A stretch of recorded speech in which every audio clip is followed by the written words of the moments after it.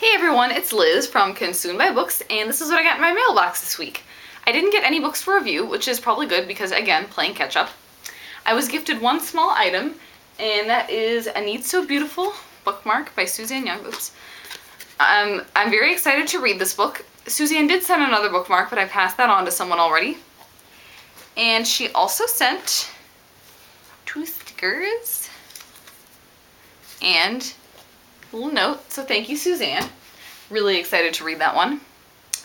I borrowed one book this week, and that is Lola and the Boy Next Door by Stephanie Perkins. I borrowed this from Shannon of Chick Loves Lit. I've already read it, and it was wonderful. I love Cricket. I loved the whole story, the gay dads. This is a book that needs to be on your to-buy list for fall of 2011. I will say I may like Anna and the French Kiss just a tiny bit better because I prefer Anna's character to Lola's, but this is still a fantastic story, and you need to buy it. And Anna and the French Kiss, if you have not already read it. And then I bought some books this week. Because it was on sale, I got a copy of Fancy Nancy, Ooh La La, It's Beauty Day by Jane O'Connor. These are very cute children's books. Very girly, very fun. And they have good vocabulary words in them too. So I'm excited to have that. I got The Graveyard Book by Neil Gaiman on audiobook because I'm going to be needing this for a class for school in the fall. I have a copy of The Graveyard Book in hardcover. That one's actually signed, and I plan to read it before I listen to this because I like to read a book before I listen to the audiobook. I got The Higher Power of Lucky, which is by Susan Patron. This is another one that's for class. I don't know very much about it, but it looks like it's about a juvenile or middle grade reading level, and it won a Newbery Medal, so it must be okay, right? Next up, and this is just for fun, the rest of this is not for school, I got The Love Curse of the Rumbaws by Jack Gantos. I love this cover. I love this girl's glasses and her outfit. I think it's hilarious.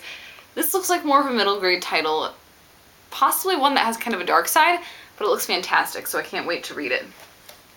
And then last Friday, I went to Andrea Kremer's release party for Wolfsbane. It made more sense for me to film last week's IMM before going to the party, so that's why you're just now seeing these. But I got a signed paperback of Nightshade.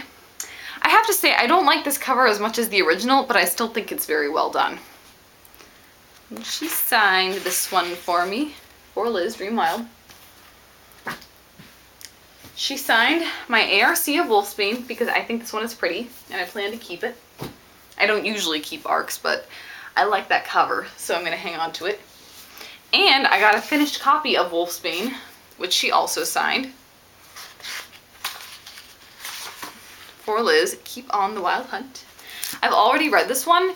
I was about 100 pages in once I went to the release party, and then I pretty much finished it the next day, which was Saturday. It was fantastic. I love this book even better than Nightshade. Really great combination of action and tons of awesome world building, and I can't wait to share my review with you guys. And there might be a giveaway, hint hint, nudge nudge. Next up, I got a copy of Wildfire, which is by Karsten Knight. I wasn't able to appreciate how pretty this book is until I got my copy in person. I love it. Like, the title is kind of shimmery. Ooh. The back is pretty. And the jacket's pretty. It's just so pretty. I'm very excited to read this one. It's about a Polynesian volcano goddess. And the author's vlogs that he makes are pretty entertaining. So, I'm also debating whether this is going to be a good summer read because Polynesian volcano goddess, or if it's going to be a good winter read because it will have me thinking about tropical places and imagining that I'm not in the cold Midwest. So if you have an opinion on that, please let me know. At any rate, hopefully I'll get to it soon. And lastly, probably the book I'm most excited about this week is The Near Witch by Victoria Schwab. Heard about this one last December and pretty much have been eagerly anticipating it ever since then. So glad to finally have a finished copy. This is another one where the finished copy is just absolutely gorgeous. I love this cover. There's like a very light layer of white filigree that, well, actually I don't know if filigree is really the right word. I don't know what you'd call it, but there's a nice layer of white design on there. And the back cover is really pretty. And this tale just sounds very enchanting. And I have a feeling that Victoria Schwab's writing is going to be beautiful. So I have planned to tackle this one in August. And because Victoria Schwab is obsessed with narwhals, she linked up to an Etsy shop that sold narwhals, and I got this little guy whose name is Eustace, and his little tiny horn is great for poking people, like my parents when they asked what this was. That was pretty funny. So anyways, that is everything that I got in my mailbox this week. Eustace is now going to guard it all. I want to know what you guys got in your mailbox, so be sure to leave me a link down in the comments and I will check you out. Happy reading, everybody!